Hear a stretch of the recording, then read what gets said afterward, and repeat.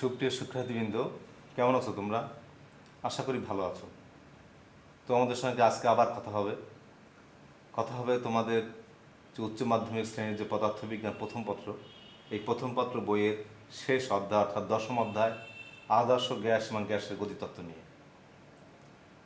দূরশিক্ষণের আজকের এই ক্লাসে আমি তোমাদেরকে স্বাগত জানাচ্ছি। ডক্টর শেখ মোহাম্মদ তাজুল ইসলাম, সহযোগী অধ্যাপক, পদার্থবিজ্ঞান, সরকারি বিএম কলেজ, বরিশাল। তোমরা অধ্যায়ের যে নাম, সে নাম থেকে আসলে অধ্যায়ের গুরুত্ব তোমরা বুঝতে পারছো। আমরা আগেই বলেছি যে পদার্থ বিজ্ঞান বিশ্বের পদার্থ এবং শক্তি নিয়ে আলোচনা গবেষণা করে এবং বিশ্বে যত পদার্থ আছে এই পদার্থগুলোর 4টি অবস্থা তোমরা সবাই জানো, যে কঠিন অবস্থা, তরল অবস্থা, বায়বীয় অবস্থা এবং প্লাজমা অবস্থা। আমাদের আজকের আলোচ্য বিষয় আদর্শ গ্যাস এবং গ্যাসের গতিতত্ত্ব। এই আদর্শ গ্যাসগুলি এই যে পদার্থের 3 নম্বর অবস্থা অর্থাৎ বায়বীয় অবস্থা, সব বায়বীয় অবস্থায় বিদ্যমান। এবং বায়ু আমাদের জীবনের একটা অত্যন্ত গুরুত্বপূর্ণ অনুষঙ্গ। বায়ু ছাড়া আমাদের জীবন কল্পনাতীত। বায়ুর সাগরে আমরা বসবাস করি, বায়ুর সাগরের মধ্যে আমরা সাঁতার কাটি। সুপ্রিয় শিক্ষার্থীবৃন্দ, মানুষ খাদ্য ছাড়া, পানি ছাড়া কয়েকদিন বাঁচতে পারে, কিন্তু বায়ু ছাড়া কয়েক মুহূর্তও বাঁচতে পারে না। সুতরাং বায়ু এমন একটা আমাদের জন্য গুরুত্বপূর্ণ অনুষঙ্গ, গ্যাস এমন একটা গুরুত্বপূর্ণ বিষয়, যার কারণে এই গ্যাস সম্বন্ধে আলোচনা, পর্যালোচনা, গ্যাসের চরিত্র, গ্যাসের ধর্মাবলী, গ্যাসের বিভিন্ন ক্রিয়া প্রতিক্রিয়া, এই বিষয়গুলো আসলে জানা আমাদের জন্য খুবই জরুরি। মানব কল্যাণের জন্য এই বিষয়গুলো জানা একান্তই প্রয়োজন। সুপ্রিয় শিক্ষার্থীবৃন্দ, এ কারণে এই ক্লাসটা তোমরা ভালো করে অনুধাবন করবে। শুধু তাই না, তোমাদের পরীক্ষায়ও এই চ্যাপ্টার থেকে অনেক সৃজনশীল প্রশ্ন, এমসিকিউ ইত্যাদি থাকে। এই কারণেও তোমাদের এই চ্যাপ্টার ভালো করে অনুধাবন করতে হবে। এবারে আমি তোমাদের সঙ্গে যে কথাগুলো বলবো সেটা হচ্ছে যে এই চ্যাপ্টার যদি আমরা ভালো করে অধ্যয়ন করলে কি কি বিষয় আমরা জানতে পারবো। প্রথমেই হচ্ছে যে আদর্শ গ্যাসের সূত্র বলে আমরা ব্যাখ্যা করতে পারবো। অর্থাৎ আদর্শ গ্যাসের যে সূত্র আছে এই সূত্রগুলো আমরা ব্যাখ্যা করতে পারবো যদি আমরা অধ্যায়টা ভালোভাবে অধ্যয়ন করি। বয়েলের সূত্র, চার্লসের সূত্রের সমন্বয় সাধন করে আমরা আদর্শ গ্যাস সমীকরণ ব্যাখ্যা করতে পারব। এবার গ্যাসের অণুর মৌলিক স্বীকার্য আলোকে গ্যাসের আণবিক তত্ত্ব ব্যাখ্যা করতে সমর্থ হব।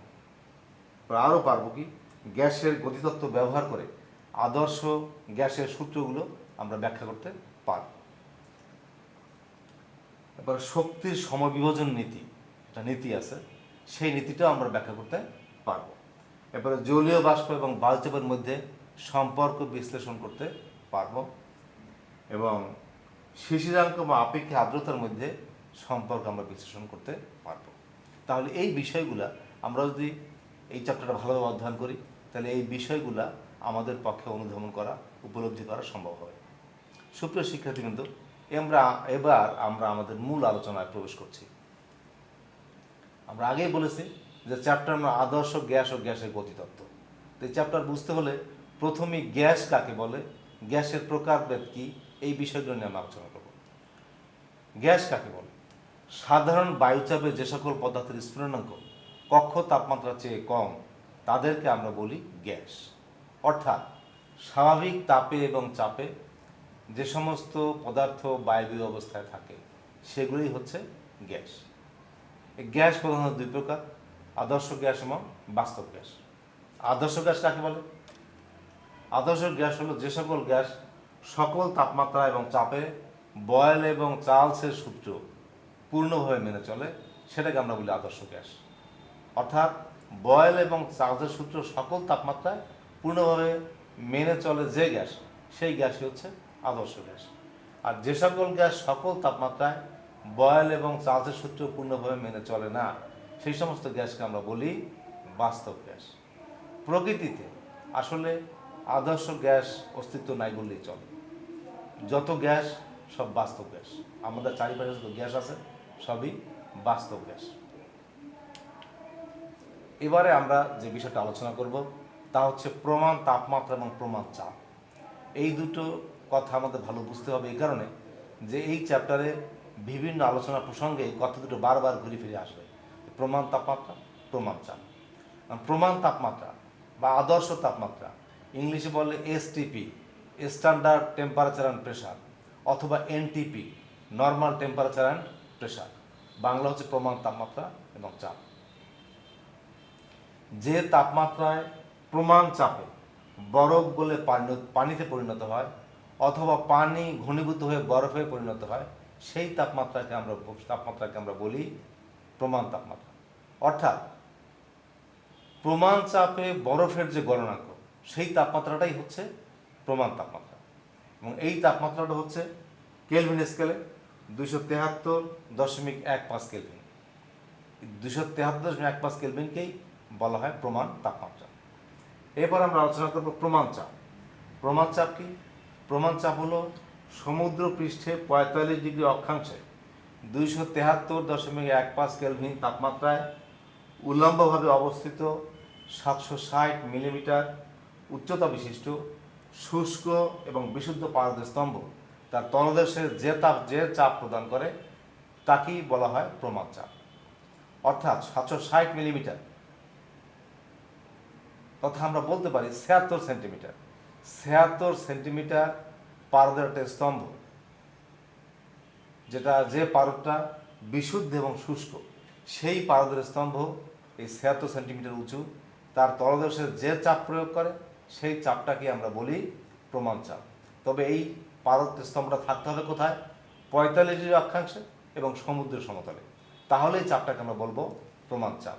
এই প্রমাণ চাপের মান হচ্ছে 760 মিলিমিটার পারদ। সূত্র শিক্ষার্থীবৃন্দ, এবার আমরা আলোচনা করব গ্যাসের সূত্রাবলী। অর্থাৎ গ্যাস কিছু সূত্র মেনে চলে, এই সূত্রগুলো আমরা আলোচনা করব।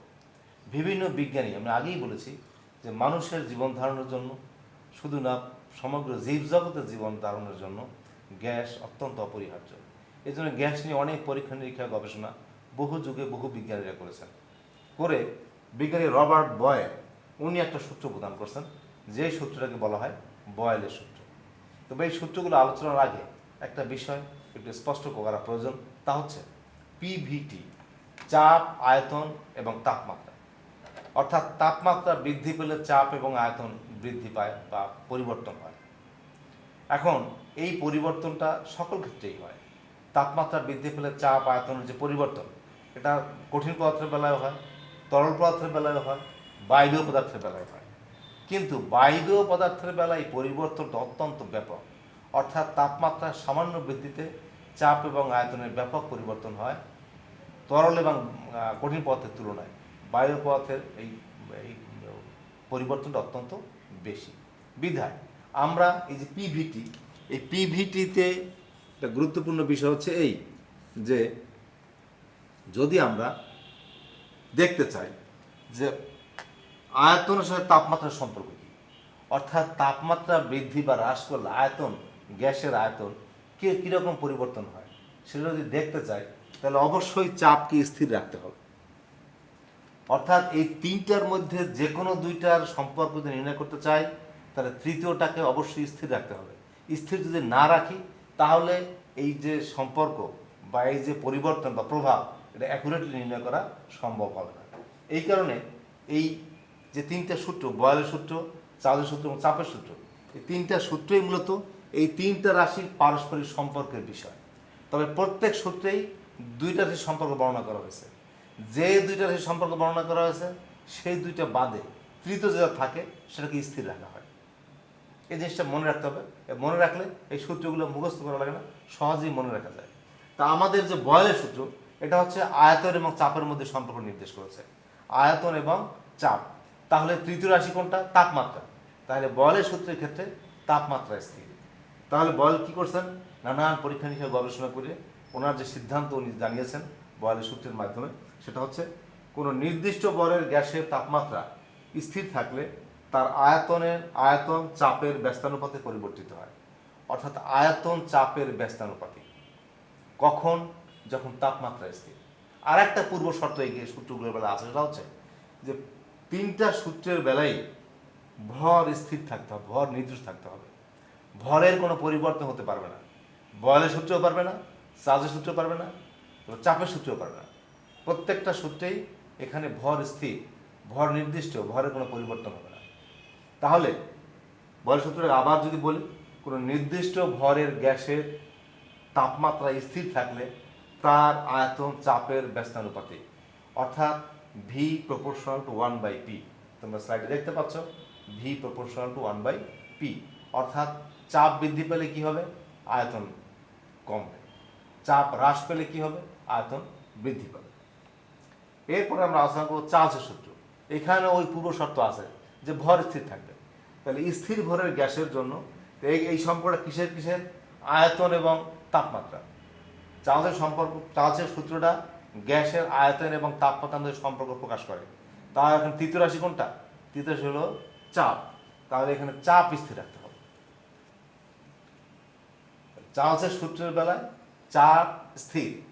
তাহলে কি স্থির চাপে নির্দিষ্ট ভরে গ্যাসের আয়তন 0 ডিগ্রি থেকে প্রতি ডিগ্রি সেলসিয়াস বৃদ্ধি বা হ্রাসের জন্য 0 ডিগ্রি সেলসিয়াসের তাপমাত্রার আয়তনের 273 যথাক্রমে বৃদ্ধি বা হ্রাস পায়। এক কথায় প্রতি ডিগ্রি সেলসিয়াস তাপমাত্রা পরিবর্তনের জন্য 0 ডিগ্রি সেলসিয়াস তাপমাত্রায় গ্যাসের যে আয়তন থাকবে সেই আয়তনের 273 পরিবর্তিত হবে। অর্থাৎ তাপমাত্রা 1 ডিগ্রি যদি বৃদ্ধি পায় তাহলে 0 ডিগ্রি সেলসিয়াস তাপমাত্রার যে আয়তন সেই আয়তন 273 বৃদ্ধি পাবে, যদি হ্রাস পায় 273 হ্রাস পাবে। তাহলে এক্ষেত্রে আমরা বলতে পারি কি যে ভি প্রপোর্শনাল টু টি, অর্থাৎ তাপমাত্রা বৃদ্ধি পেলে আয়তন বৃদ্ধি পায়, তাপমাত্রা হ্রাস পেলে আয়তন হ্রাস পায়। অর্থাৎ আয়তন এবং তাপমাত্রা এরা পরস্পর সমানুপাতিক। সুপ্রিয় শিক্ষার্থীরা, এবার আমরা আলোচনা করব চাপের সূত্র নিয়ে। অর্থাৎ এখানে চাপ এবং তাপমাত্রার সম্পর্ক প্রকাশ করেছে। তো চাপ এবং তাপমাত্রার সম্পর্ক হলে তৃতীয় রাশি কোনটা, তৃতীয় রাশি আয়তন। তাহলে চাপের সূত্রের বেলা অবশ্যই আয়তন স্থির থাকবে। আর একটা কমন পূর্ব শর্ত তো আছে, সেটা কি, ভর স্থির থাকবে, ভর নির্দিষ্ট থাকবে। তাহলে আমরা যদি একটু গুছিয়ে বলি তাহলে কি বলতে পারি, আমরা বলতে পারি যে স্থির আয়তনে কোনো নির্দিষ্ট ভরের গ্যাসের চাপ 0 ডিগ্রি সেলসিয়াস থেকে প্রতি ডিগ্রি সেলসিয়াস বৃদ্ধি বা হ্রাসের জন্য 0 ডিগ্রি সেলসিয়াস তাপমাত্রা চাপের 273 যথাক্রমে বৃদ্ধি বা হ্রাস পায়। অর্থাৎ আমরা কথাটাকে সহজভাবে বললে যে প্রতি ডিগ্রি সেলসিয়াস তাপমাত্রা বৃদ্ধির কারণে চাপের পরিবর্তন কত হবে, চাপের পরিবর্তন হবে তা 0 ডিগ্রি 273 তাহলে এই ক্ষেত্রে গাণিতিকভাবে বলতে পারি পি প্রপোর্শনাল টু টি, অর্থাৎ চাপ তাপমাত্রা সমানুপাতিক। তবে এখানে এই চ্যাপ্টারে সবসময় খেয়াল রাখতে হবে একটা বিষয়, সেটা হচ্ছে ক্যাপিটাল টি মানেই পরম তাপমাত্রা, অর্থাৎ কেলভিন স্কেল। আর সেলসিয়াস স্কেলে এই চ্যাপ্টারে যখন তাপমাত্রা আমরা প্রকাশ করি তখন কোনো কোনো বইয়ে স্মল টি লিখে প্রকাশ করা হয়েছে, কোনো কোনো বইতে থিটা লিখে প্রকাশ করা হয়েছে, অর্থাৎ টি ডিগ্রি সেলসিয়াস বা থিটা ডিগ্রি সেলসিয়াস। কিন্তু যখনই ক্যাপিটাল টি দেখবা তখনই বুঝতে হবে যে এটা হচ্ছে পরম তাপমাত্রা বা কেলভিন স্কেলের তাপমাত্রা। সুপ্রিয় শিক্ষার্থীবৃন্দ, এতক্ষণ আমি যা বুঝালাম নিশ্চয় তোমরা বুঝতে পেরেছ। যদি বুঝতে পেরে থাকো তাহলে এখানে কিছু সমস্যার কথা বলা আছে, যেই সমস্যাগুলো অনুধাবনগুলোর প্রশ্ন আসতে পারে, এমসিকিউতে আসতে পারে, যে কারণে তোমাদের এগুলো ভালো করে এগুলো রপ্ত করতে হবে। এবং এই সূত্রগুলো ভালো করে বুঝতে পারলে এই স্লাইডে যে কথাগুলো লেখা আছে এগুলো তুমি সহজেই পাবে। যেমন প্রথম বলা আছে কি যে বয়েলের সূত্র অনুসারে ভি বনাম পি 1/v বনাম পি, পিভি বনাম পি লেখচিত্র এঁকে দেখা। অর্থাৎ এখানে 3টা লেখচিত্রের কথা বলা আছে। প্রথম হলো ভি বনাম পি, অর্থাৎ আমরা যে লেখচিত্রটাকে আঁকি তাহলে কি হবে, ভি বনাম পি, তার অর্থ হলো ওয়াই অক্ষে ভি, এক্স অক্ষে পি। এই যে ওয়াই অক্ষে, এক্স অক্ষে পি, ওয়াই অক্ষে ভি, একটা গ্রাফ যদি আমরা আঁকি তাহলে সেই গ্রাফটা কেমন হবে সেটা আমাদের দেখাতে হবে। কেমন হবে এটাকে আমরা মন গড়া আঁকবো, মুখস্থ করবো না, মন গড়া আঁকার দরকার নেই, মুখস্থ করার দরকার নেই। আমি সমীকরণ থেকে নিজেই বুঝতে পারবো যে আসলে এই গ্রাফের প্রকৃতিটা কেমন হবে। দেখো বয়েলের সূত্রটা কি, বয়েলের সূত্র হলো ভি প্রপোর্শনাল টু 1/p, তার অর্থ হলো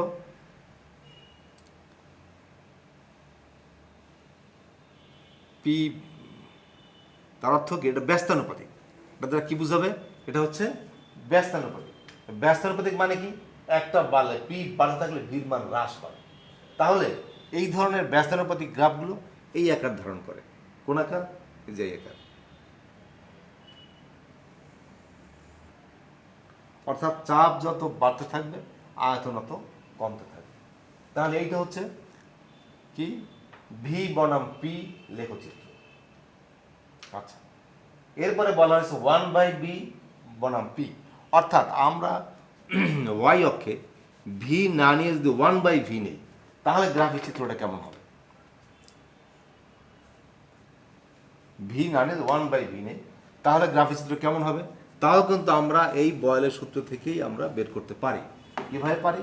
দেখো, আমরা যদি এটা লিখি ভি সমান সমান কে ইন্টু 1/p, বা এখান থেকে লিখতে পারি পি সমান সমান কে ইন্টু 1/v। একটু ঘুরিয়ে লিখি, তাহলে এরকম হবে ভি সমান সমান কে ইন্টু 1/p। তাহলে এখান থেকে লিখতে পারি তাহলে 1/v সমান সমান 1p/k। কে প্রাইম ধরলাম, যে 1/k মানে কে প্রাইম ধরলাম। তাহলে দেখো, এই যে সমীকরণটা আমরা পেলাম, যে কি পেলাম? 1/k। আচ্ছা, এটা সমান সমান লিখলাম কে প্রাইম পি। তো 1/v equal to K prime P. তার মানে কি? তার মানে এই সমীকরণটা y is equal two mx এই সমীকরণের সাথে মিলে যায়। আর y ইকুয়াল টু mx কিসের সমীকরণ? তোমরা নিঃসন্দেহে বলতে পারবে যে তোমরা গণিতের জ্যামিতিতে পড়েছো y ইকুয়াল টু mx হচ্ছে একটা মূল বিন্দুগামী সরলরেখার সমীকরণ। এবং y ইকুয়াল টু mx এর গ্রাফটা কেমন হবে? y ইকুয়াল টু mx নিঃসন্দেহে তোমরা গণিতে পড়েছো। y ইকুয়াল টু mx এর গ্রাফটা হবে এরকমের। এই যে এদিকে যদি x নেই, এদিকে যদি y নেই, এটা হবে মূল বিন্দুগামী সরলরেখার সমীকরণ। তাহলে এখন আমি যদি এই যে লাস্টের সমীকরণ আমরা পেলাম, কি পেলাম? 1/v equal to K prime P. তো এই যে সমীকরণটা, এই সমীকরণের সাথে এইটা যে সমীকরণ 1 দেই, এটা সমীকরণ নাম্বার 2। তাহলে 1 এবং 2 যদি আমরা মিলাই, তাহলে দেখো y এর জায়গায় আছে 1/v, m এর পরিবর্তে কে প্রাইম, x এর পরিবর্তে p। তাহলে এই গ্রাফ অনুসারে এটা যদি আমরা আঁকি, তাহলে কি হবে?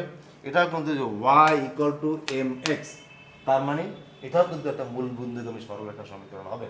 তাহলে x অক্ষে কি হবে? x অক্ষে p হবে, y অক্ষে 1/v হবে, ইজ 1/v হবে। তাহলে গ্রাফটা কেমন হবে? এরকম হবে, অর্থাৎ মূল বিন্দুগামী সরলরেখা হবে। অনুরূপভাবে আমরা যদি 1/p ভার্সাস v গ্রাফ, তাহলেও কিন্তু মূল বিন্দুগামী সরলরেখার সমীকরণ হবে। তাহলে আমরা দুইটা গ্রাফ শেষ করলাম, একটা হলো v বনাম p, আর একটা হলো 1/v বনাম p। এখন হচ্ছে pv বনাম p। এখন pv গ্রাফ যদি আমরা আঁকতে চাই, দেখো সূত্র, এই যে সূত্র, কিসের সূত্র? বয়েলের সূত্র। বয়েলের সূত্রে আমরা পেলাম কি? যে v সমান সমান কে পি। তাহলে এখান থেকে লিখতে পারি পিভি সমান সমান কে। কে কি? কে হলো ধ্রুবক। তাহলে আমরা বুঝতে পারি যে পিভি এটা ধ্রুবক। অর্থাৎ যদি চাপ বাড়াই আয়তন কমবে, কিন্তু গুণফল একই থাকবে। যদি চাপ কমাই আয়তন বাড়ে, কিন্তু দুইয়ের গুণফল একই, অপরিবর্তিত থাকে। তাহলে আমরা যতই চাপের পরিবর্তন করি না কেন, পিভির কোনো পরিবর্তন হবে না। অর্থাৎ তাহলে আমরা যদি এই যে এক্স অক্ষে পি, ওয়াই অক্ষে পিভি নেই, ওয়াই অক্ষে পিভি, তাহলে গ্রাফটা কেমন হবে? নিঃসন্দেহে বলতে পারবে, যেহেতু এখানে পিভির মানের কোনো পরিবর্তন হবে না, তার অর্থ হলো গ্রাফটা এই রকমের হবে। তাহলে এই গ্রাফটা হচ্ছে কি? পি বনাম পিভি। তাহলে এমসিকিউ তো দিতে পারে, এমসিকিউ একটা গ্রাফ বা চারটে গ্রাফিকে বা বলবে যে এই যে পি বনাম পিভি, পিভি বনাম পি, এই গ্রাফটা নিচের কোন চিত্রে প্রদর্শিত হয়েছে, চারটে গ্রাফের ছবি দিয়ে। তখন তুমি এগুলো বুঝতে পারো, সহজেই তুমি বুঝতে পারবে যে কোনটা এটা গ্রাফ। তাহলে আমরা এতক্ষণে এই যে প্রথম যে সমস্যা এখানে বলা আছে যে বয়েলের সূত্র অনুসারে ভি বনাম পি 1/d বনাম p এবং pv বনাম p, এই তিনটা চিত্রে আমরা একে দেখালাম। এবার আমরা দ্বিতীয় প্রশ্ন নিয়ে আলোচনা করব। এখানে বলা আছে, দেখো তোমরা স্লাইডে দেখতে পাচ্ছ, বেলুনে ফু দিলে এর আয়তন চাপ উভয়ই বৃদ্ধি পায়। এতে বয়েলের সূত্র কি লঙ্ঘিত হয়? তা তোমাদের দৈনন্দিন অভিজ্ঞতা, বেলুন ফুলাও নাই, নিঃসন্দেহে এরকম তোমাদের মধ্যে কাউকে পাওয়া যাবে না যে ছোটবেলা থেকে এই পর্যন্ত কোনোদিন বেলুন ফুলাও নেই। বেলুন ফুলে কীভাবে ফুলায়? দুইভাবে ফুলানো যায়, একটা হলো ফু দিয়ে ফুলায় অথবা পাম্প করে ফুলায়। তো যদি ফু দিয়ে ফুলায়, ওখানে বলা হয়েছে কি যে বেলুনে ফু দিলে কি আর আয়তনও বাড়ে, চাপও বাড়ে। কিন্তু আমরা বয়েলের সূত্র অনুসারে জানি কি যে চাপ বাড়লে আয়তন কমবে বা চাপ কমলে আয়তন বাড়বে। কিন্তু বেলুনের বেলায় আমরা দেখি যে ভিতরে চাপও বাড়ে, আয়তনও বাড়ে। তাহলে এখানে কি বয়েলের সূত্র লঙ্ঘিত হচ্ছে? তোমরা একটু চিন্তা করো, বয়েলের সূত্র আলোচনার সময় আমি বলেছিলাম যে এই সূত্রগুলো একটা পূর্ব শর্ত আছে, কমন পূর্ব, সেটা কি মনে আছে তো? যে এই সূত্রগুলো, যে বয়েল, চার্লস এবং চাপের সূত্র, এই তিনটা সূত্রের বেলায় একটা কমন পূর্ব শর্ত আছে। সেটা কি? সেটা হলো ভর স্থির থাকতে হবে, তাহলে এই সূত্রগুলো কার্যকর হবে। তাহলে এখানে আমি যখন বেলুনে ফু দেই, ফু দিলে কি হয়? নতুন বাতাস বাইরে থেকে বেলুনের মধ্যে ঢোকে, অর্থাৎ ভিতরে গ্যাসের ভর বৃদ্ধি পায়, ভর স্থির থাকে না। তো ভর স্থির না থাকার কারণে কি হয়? বয়েলের সূত্র মানে না, অর্থাৎ যেখানে চাপ বাড়লে আয়তন কমার কথা সেটা হয় না। কি হয়? চাপ বাড়লে আয়তনও বৃদ্ধি পায়। তাহলে কি হচ্ছে যে বয়েলের সূত্রের যে কমন পূর্ব শর্ত, সেই শর্ত এখানে প্রতিপাদিত হচ্ছে না, বিধায় এটা বয়েলের সূত্র প্রযোজ্য ক্ষেত্রে হবে না। তৃতীয় যে কথা এখানে বলা আছে, চার্লসের সূত্র অনুসারে আয়তন বনাম তাপমাত্রা লেখো, কেলভিন স্কেল এবং সেলসিয়াস স্কেলে দেখো। চার্লসের সূত্র থেকে আমাদের দেখাতে হবে। চার্লসের সূত্রটা কি? তো চার্লসে আমরা পড়েছি, কি পড়েছি? যে চাপ তাপমাত্রার সমানুপাতিক, অর্থাৎ পি প্রপোর্শনাল টু টি। এখান থেকে লিখতে পারি কি? পি সমান সমান কেটি। এখন আমাকে বলছে কি? আমাকে বলছে যে পি এবং টি লেখচিত্র আঁকতে হবে, না আয়তন বনাম তাপমাত্রা, অর্থাৎ ভি এবং টি লেখচিত্র আঁকতে হবে কেলভিন স্কেলে। স্যার এটা ভুল হয়েছে, পি না, V proportional to T, V proportional to T. Charge হতে কি বলেছে? ভি প্রপোর্শনাল টু টি, অর্থাৎ আয়তন এবং তাপমাত্রার সম্পর্ক। তাহলে ভি সমান সমান কেটি। তাহলে এইটা গ্রাফ আঁকতে হবে। কি হবে? এখানে গ্রাফ আঁকতে বলছে আয়তন বনাম তাপমাত্রা, তার মানে ওয়াই অক্ষে আয়তন, এক্স অক্ষে তাপমাত্রা। তা যদি নেই তাহলে কি হবে গ্রাফটা? দেখো, এই যে একটা গ্রাফ নেব, এই যে এক্স অক্ষে টি, ওয়াই অক্ষে ভি। তাহলে এখন এই সমীকরণটা কিন্তু ওই আবার সেই y equal to M x এই সমীকরণের সাথে মিলে যায়, অর্থাৎ মূল বিন্দুগামী সরলরেখা। তাহলে এখান থেকে বুঝতে পারি যে রেখাটা হবে মূল বিন্দুগামী সরলরেখা। এটা কোথায়? Kelvin scale. কারণ টিটা কি? আমি আগেই বলেছিলাম যে ক্যাপিটাল টি মানে হচ্ছে কেলভিন স্কেল বা পরম তাপমাত্রা। তাহলে এখানে যদি ক্যাপিটাল টি নিয়ে আসে, তার মানে এই চিত্রটা কিসের? এই গ্রাফটা কিসের? কেলভিন স্কেলের গ্রাফ। অর্থাৎ এই যে গ্রাফ চিত্রটা এরকম হবে। এরপরে বলা হচ্ছে সেলসিয়াস স্কেলে যদি যায়, তা সেলসিয়াস এবং কেলভিন ডিফারেন্সটা কোথায়? ডিফারেন্স হচ্ছে টি এর মধ্যে। আমরা যদি সেলসিয়াস স্কেলে কনভার্ট করি এটাকে, তাহলে আমরা লিখতে পারি যে কে 273 প্লাস থিটা। যদি কেলভিনের টি কেলভিনের সমতুল্য থিটা ডিগ্রি সেলসিয়াস হয়, তাহলে আমরা টি এর পরিবর্তে লিখতে পারি 273 প্লাস থিটা। তাহলে সমীকরণটা কি আকার ধারণ করে? সমীকরণ ধারণ করে v is equal to k theta plus 273 K. এখন এটা সমীকরণ নম্বর 1। আবার আমরা জানি y equal to M x plus c, এটা আরেকটা সমীকরণ 2। এটা কিসের সমীকরণ? জ্যামিতির একটা সমীকরণ। কিসের? এটা সরল রেখা। Y equal to M X একটা সরল রেখার সমীকরণ, আবার Y equal to M x plus C এটাও সরল রেখার সমীকরণ। পার্থক্য কোথায়? নিশ্চয়ই তোমরা বলতে পারবে, কারণ জ্যামিতি তোমরা পড়েছো। Y equal to M X হলো মূল বিন্দুগামী সরলরেখা, আর Y equal to M x plus C হচ্ছে ওয়াই অক্ষ ছেদকারী একটি সরলরেখা। অর্থাৎ Y equal to M x plus C আমরা গ্রাফ যদি আঁকি, তাহলে এক্স অক্ষে এক্স, ওয়াই অক্ষে ওয়াই, গ্রাফটা কীরকম হবে? এইরকম হবে। এই যে কর্তৃত অংশ এটাই হলো সি।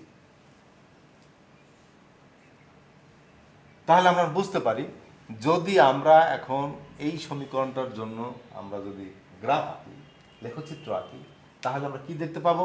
এই সমীকরণের সাথে মিলে যায় y = mx + c, এই পুরোটা হচ্ছে c। তাহলে গ্রাফের চিত্রটা কেমন হবে? গ্রাফের চিত্রটা একটু সরলরেখাই থাকবে, কিন্তু মূল বিন্দুগামী থাকবে না। কি হবে? y অক্ষকে ছেদকারী সরলরেখা হবে। তাহলে এখানে থাকবে কি? তখন কিন্তু চলক কি হবে? চলক কিন্তু ক্যাপিটাল টি নাই, চলক কি? থিটা, ওটা সেলসিয়াস তাপমাত্রা থিটা। তাহলে এক্স অক্ষে থিটা আর ওয়াই অক্ষে কি? ওয়াই অক্ষে হচ্ছে ভি। গ্রাফটা কেমন হবে? এই গ্রাফটা এইরকম হবে। এই যে অংশটা, এই হলো ওয়াই অক্ষে কর্তিত অংশ। অর্থাৎ এখানে তাপমাত্রা কত? 0 ডিগ্রি সেলসিয়াস। তাহলে 0 ডিগ্রি সেলসিয়াসের যে আয়তন, সেইটা এই আয়তন দেবে, অর্থাৎ এইটাই হচ্ছে ভি নট। আমরা 0 ডিগ্রি সেলসিয়াস আয়তনকে ভি নট দিয়ে যদি প্রকাশ করি, তাহলে এই অংশটুকু ভি নট। আর এই গ্রাফের চিত্র, তাহলে সেলসিয়াস স্কেলের গ্রাফের চিত্রটা হবে এই। বুঝতে পারছো তোমরা? তাহলে কেলভিন স্কেলের গ্রাফ মূল বিন্দুগামী সরলরেখা, আর সেলসিয়াস স্কেলের গ্রাফ ওয়াই অক্ষ ছেদকারী একটি সরলরেখা। আচ্ছা, এরপরে যেটা বলা আছে, চাপীয় সূত্র অনুসারে পি টি এবং পি/টি বনাম টি লেখচিত্র এঁকে দেখো। এবার চাপের সূত্র অনুসারে, চাপের সূত্রটা কি? পি প্রপোর্শনাল টু টি।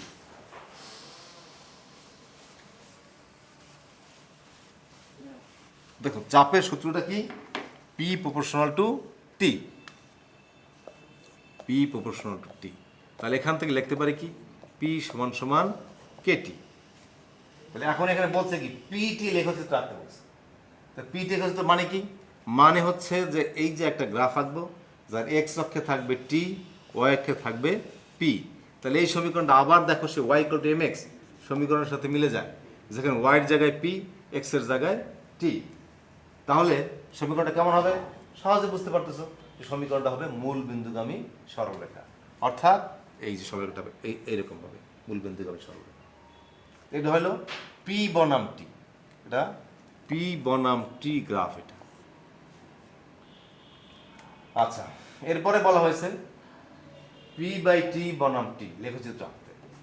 পি/টি যদি আমরা আঁকি, দেখো তাহলে এই সমীকরণ থেকেই আমরা লিখতে পারি। দেখো পি/পি = কেটি, তো পি/টি যদি আমরা p/t = কে পাই, তাহলে এখান থেকে আমরা কি বুঝতে পারি? বুঝতে পারি যে টি এর মান যতই চেঞ্জ হোক না কেন, পি/টির অনুপাত কি হবে? পি/টির অনুপাত ধ্রুব থাকবে। অর্থাৎ যতই টি এর মান চেঞ্জ হোক না কেন, পি/টু কখনোই পরিবর্তিত হবে না। তার অর্থ হলো এই গ্রাফটা হবে ওই আগের পিভি, বয়সের পিভির মতো। এখানে পি/টি, ওয়াইকে পি/টি। তাহলে এই গ্রাফটা এরকম হবে। কি বুঝতে পারছো সবাই? আশা করি বুঝতে পেরেছো। এরপরে আমরা আলোচনা করব চার্লসের সূত্রে পরম শূন্য তাপমাত্রার ধারণা। পরম শূন্য তাপমাত্রা তোমরা জানো, চার্লসের সূত্র থেকে পরম শূন্য তাপমাত্রা আমরা পাই। কিভাবে পাই? সেটা চার্লসের সূত্রে বলা আছে যে তাপমাত্রা প্রতি ডিগ্রি সেলসিয়াস পরিবর্তনে 273 একাংশ পরিবর্তিত হয়। কি পরিবর্তন হয়? আয়তন। তাহলে ভি থিটা সমান সমান হচ্ছে ভি নট 1 মাইনাস, আমি মনে করব -1 ডিগ্রি সেলসিয়াস তাপমাত্রা আয়তন কত হবে? V prime, V naught minus 273 একাংশ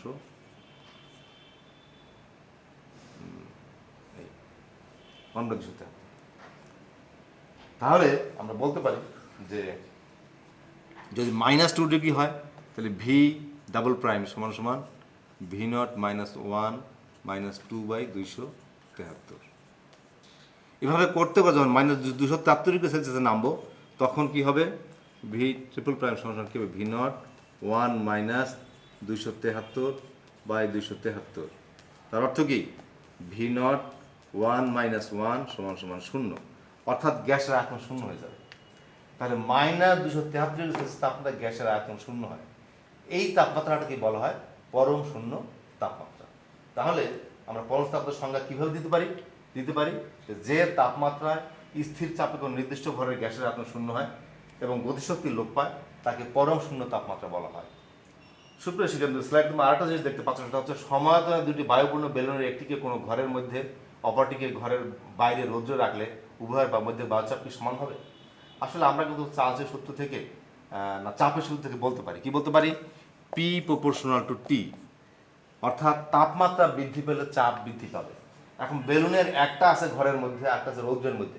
তোমরা বলছো যে রৌদ্রের মধ্যে তার তাপমাত্রা বেশি, যদিও আয়তন সমান, কিন্তু তাপমাত্রা বেশি হওয়ার কারণে কি হবে? চাপ বেশি হবে। তাহলে আমরা ইজিলি বুঝতে পারি, কি বুঝতে পারি?